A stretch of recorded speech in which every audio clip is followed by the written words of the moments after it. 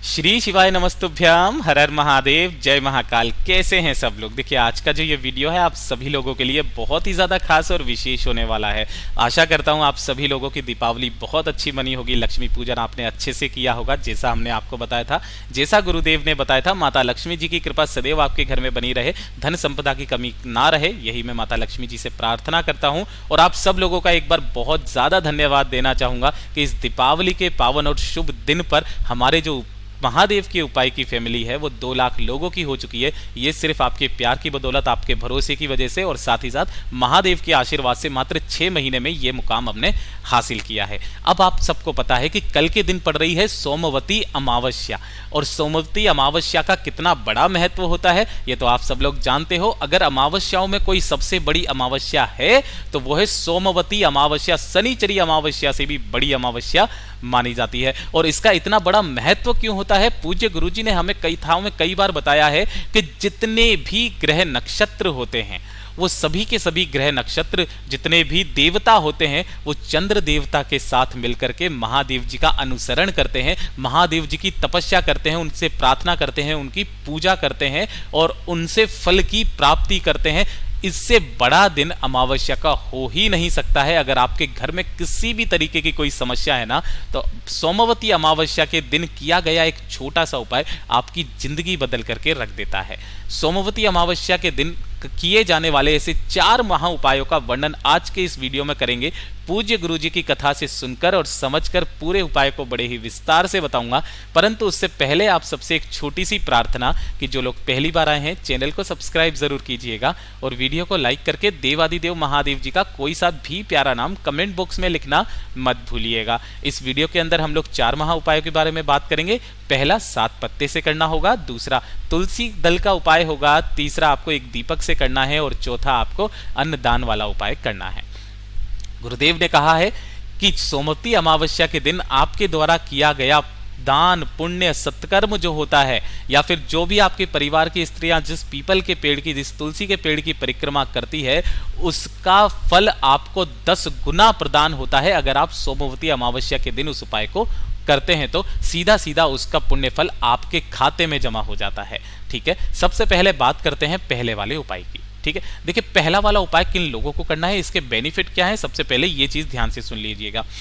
अगर आपके परिवार में किसी भी व्यक्ति का समय सही नहीं चल रहा है ना, या तो वो बीमार पड़ जाता है, या फिर आपके परिवार में कोई मंगल कार्य नहीं हो रहे हैं, परिवार में किसी की उन्नति नहीं हो रही है, कोई व्यक्ति बार बार बीमार पड़ जाता है, स्वास्थ्य सही नहीं रहता है, काफ़ी सारी समस्याएं अगर आपके परिवार में एक के बाद एक आती ही चली जा रही है ना, तो इस छोटे से उपाय को करना।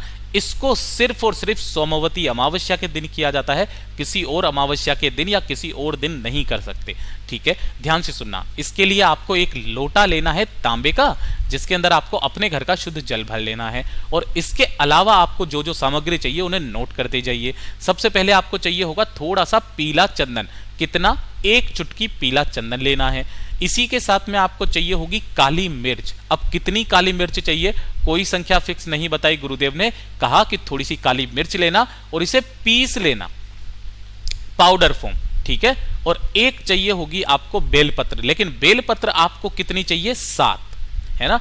एक का मतलब है कि अगली जो चीज है वो चाहिए आपको बेलपत्र। आपको 7 बेलपत्र लेने हैं। और इसी के अलावा आपके आसपास जितने भी पेड़ पौधे, जो कोई पेड़ पौधा है ना, उन सभी में से 7 वृक्षों का एक एक पत्ता चाहिए। ध्यान रखना, जो भी, चाहे नीम का मिल जाए, आंवले का मिल जाए, तुलसी का मिल जाए, सॉरी तुलसी के अलावा ले ले, तुलसी मत लेना, तुलसी के अलावा कोई सा भी ले लेना। आपको 7 वृक्षों के चाहिए, ठीक है ना, पौधे के नहीं, वृक्षों के एक एक पत्ता। मैं आपको एक बार फिर से बता देता हूं। 1 लोटा शुद्ध जल, थोड़ा सा 1 चुटकी पीला चंदन, 1 चुटकी पिसी हुई काली मिर्च, 7 बेलपत्र और 7 अलग अलग वृक्षों के पत्ते एक एक। ठीक है ना, तो 7 पत्ते वो हो गए। इन सभी चीजों को आपको इसी वाले लोटे में डाल लेना है। पीला चंदन डाल लिया, काली मिर्ची डाल ली, 7 बेलपत्र डाल दी और अलग अलग पेड़ के 7 पत्ते, है ना, आपको इसी के अंदर डाल देना है।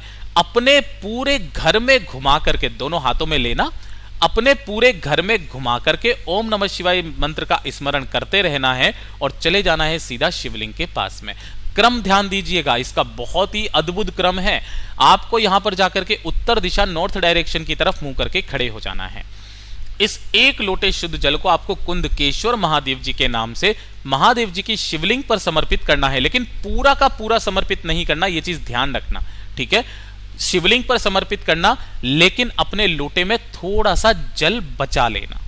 उस बचे हुए जल को पहले आप यहां पर कामना करना, आपकी जो भी कामना है उस बीमार व्यक्ति के लिए या बीमारी के लिए, आपके घर में कभी प्रवेश ना करे, मंगल कार्य सदैव बनते रहें, जो भी समस्याएं आ रही है आपके परिवार की वो सारी खत्म हो जाए।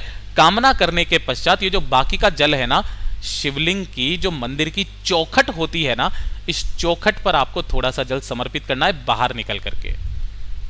और जब आप घर के तरफ आएंगे पीछे मुड़ करके मत देखना। पूज्य गुरुजी ने कहा कि जो व्यक्ति सोमवती अमावस्या के दिन इस उपाय को कर लेता है उसके जीवन की सारी समस्याएं खत्म हो जाती है। यह तो हो गया पहला उपाय, ठीक है। अब बात करते हैं दूसरे वाले उपाय की। दूसरा वाला उपाय यह है कि अगर किसी व्यक्ति का समय खराब चल रहा है, दूसरा बीमारियां लगी हुई है, तीसरा शारीरिक कोई ना कोई उसे कष्ट है, तो सोमवती अमावस्या के दिन इस उपाय को किया जाता है। तुलसी की जो एक डंडी होती है, चाहे वो सूखी हो चाहे गीली हो, सूखी डंडी आपको एक चाहिए मात्र, ठीक है ना। और आपके नहाने वाली बाल्टी में आपको मात्र उसको घुमाना है, डालना नहीं है। अब गुरुदेव ने इस वाले उपाय में यह भी नहीं बताया कि आपको 21 बार 7 बार, क्योंकि जो कार्तिक मास के महीने में जो पहले दशमी पड़ी थी उस दिन तो बताया था भाई 21 बार घुमाना है, लेकिन यहां पर आपको कितनी बार घुमाना है पूज्य गुरुजी ने नहीं कहा। उस डंडी को बस आपको जितनी बार घुमाना चाहो उतनी बार इसके अंदर घुमा लेना। घुमाने के बाद उस डंडी को आपको अपने पूजा स्थल में रख देना है और ओम नमः शिवाय मंत्र का स्मरण करके इस जल से आपको या उस व्यक्ति को स्नान करवा देना है जिसके साथ में समस्याएं चल रही है। कोई ना कोई समस्या हमेशा उसके साथ में आती ही रहती है, तो उसी इस जल से स्नान कर देना। सोमवती अमावस्या के दिन इतना बड़ा दिन होता है कि जो भी पुण्य फल होता है वो सीधा सीधा उस व्यक्ति के भाग में चला जाता है। यह है दूसरा उपाय। बात करते हैं इस वाले वीडियो का तीसरे उपाय के बारे में। तीसरा जो उपाय है ना, यह आपकी मनोकामना पूर्ति से संबंधित है। आपकी चाहे कितनी भी बड़ी मनोकामना क्यों ना हो, पूरी होगी होगी। यह है आपके आंख के फूल का उपाय। 21 आंख के फूल का उपाय आपने सुना भी होगा। यह उपाय सिर्फ और सिर्फ सोमवती अमावस्या के दिन किया जाता है, किसी और दिन नहीं किया जाता। इसके लिए आपको चाहिए होगा 1 लोटा शुद्ध जल। ये ले लेना, तांबे का लोटा लेना, शुद्ध जल लेना। इसके अंदर क्या डालना है वो मैं अभी आपको बता दूंगा। इसके अलावा चाहिए होगी आपको 1 बेलपत्र। इस वाले उपाय में खंडित नहीं होनी चाहिए। इसी के साथ आपको इस तरीके से 21 आंख के फूल चाहिए, जो मंदार के फूल, आंख के फूल होते हैं ना। अब आपको ये किसी भी दुकान पर नहीं मिलेंगे, आपके आसपास देखेंगे झाड़ी वाड़िया जो भी आंकड़े के पौधे लग रहे हैं ना, वहां पर लगे हुए रहेंगे, खूब सारे यूं ही मिल जाएंगे। आपको गिन करके 21 लेने हैं और इसी के साथ में 1 चुटकी लेने हैं काले तिल, ठीक है। ये जो काले तिल हैं केवल यही आपको इस वाले लोटे में डालने हैं, है ना। बाकी की बेलपत्र और 21 आंख के फूल आपको अपने साथ लेकर के पहुंच जाना देवादिदेव महादेव जी के मंदिर शिवलिंग के पास में। यहां जैसे ही पहुंचोगे उत्तर दिशा नॉर्थ डायरेक्शन की तरफ मुंह करके खड़े हो जाना। जब भी आप मनोकामना पूर्ति के लिए कोई उपाय करते हैं सबसे पहले जल समर्पित किया जाता है। तो जो आपने 1 लोटा जल लिया है जिसमें काले तिल डाले हुए हैं, ओम नमः शिवाय, श्री शिवाय नमस्तुभ्यम पंचाक्षरी मंत्र या षडाक्षरी मंत्र का स्मरण करना है। प्रदोष काल के समय आपको जाना है और इस जल को सबसे पहले समर्पित कर देना है। उसके पश्चात आपको एक बेलपत्र समर्पित करना है, लेकिन बेलपत्र समर्पित करने का एक तरीका है महाराज। अगर आप इधर की तरफ खड़े हुए हो तो जो डंडी होगी वो होगी आपसे विपरीत दिशा में और बड़ी वाली पत्ती का मुख रहेगा आपकी तरफ, चिकना वाला हिस्सा नीचे की तरफ। ऐसे समर्पित करना। और जो 21 आंख के फूल हैं 21 बार ओम नमः शिवाय, मतलब 1 आप चढ़ाओगे शिवलिंग पर, चारों तरफ आपको उसका श्रृंगार करना है आंख के फूलों का, ठीक है ना। जब आप 1 फूल चढ़ाओगे आपको ओम नमः शिवाय मंत्र का स्मरण करना है, फिर एक बार, फिर ओम नमः शिवाय, एक बार ओम नमः शिवाय। 21 बार आपको ओम नमः शिवाय मंत्र का बोल करके 21 के 21 फूल यहां पर चढ़ा देना। अपना नाम और गोत्र बोलना, अपनी कामना करना, महादेव जी की शिवलिंग को स्पर्श करके और उसके पश्चात घर के तरफ चले आ जाना। सोमवती अमावस्या के दिन मनोकामना पूर्ति का इससे सुंदर उपाय हो ही नहीं सकता है। पूज्य गुरु जी का बहुत ही अद्भुत और अचूक उपाय है, जरूर कीजिएगा। और बात कर लेते हैं आज के इस वीडियो का चौथा और सबसे अचूक उपाय। पूज्य गुरु जी ने कहा है कि सोमवती अमावस्या का जो दिन होता है ना, वो इतना बड़ा दिन होता है कि और कोई अमावस्या इसको फेल नहीं कर सकती है।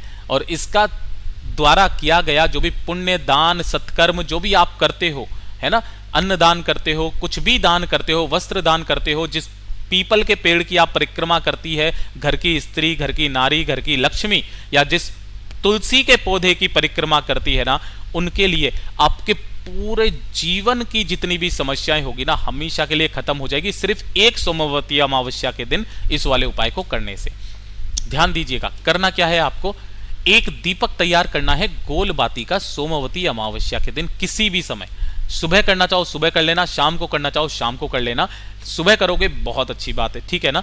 एक दीपक गोल बाती का गाय के घी का, आपके घर में जो भी तुलसी जी का पौधा है ना, वहां पर आपको लगाना है, या फिर पीपल के पेड़ के नीचे आप लगा देना, दोनों में से जिस वृक्ष की आप पूजा करते हैं, ठीक है ना, वहां पर जाना, इस गोल बत्ती के दीपक को लगाना, और उसी वाले पेड़ की आपको 7 परिक्रमा करनी है ओम नमः शिवाय मंत्र का स्मरण करते हुए। यह चीज ध्यान रख लेना, ठीक है।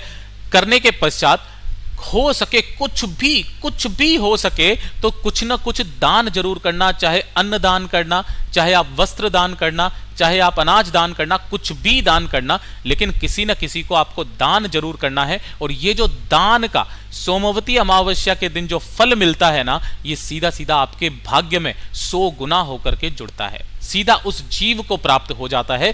पूज्य गुरुजी ने बहुत जोर करके इन सभी उपायों को बताया, आपके जीवन की सारी परेशानियां खत्म होती है सोमवती अमावस्या के दिन इस उपाय को करने से। मैंने आज के इस वीडियो में ना तो आपको धन की समस्या के बारे में बताया, ना किसी की समस्या के बारे में बताया, हमने सिर्फ और सिर्फ सोमवती अमावस्या के दिन आपकी परिवार की, आपके जीवन की समस्याओं को खत्म करने के उपाय बताए हैं। जरूर कीजिएगा। वीडियो पसंद आया हो तो लाइक जरूर करना, साथ ही साथ चैनल को सब्सक्राइब जरूर कीजिएगा। मैं आपसे मिलता हूं अगले वीडियो में, तब तक के लिए ओम नमः शिवाय, जय महाकाल।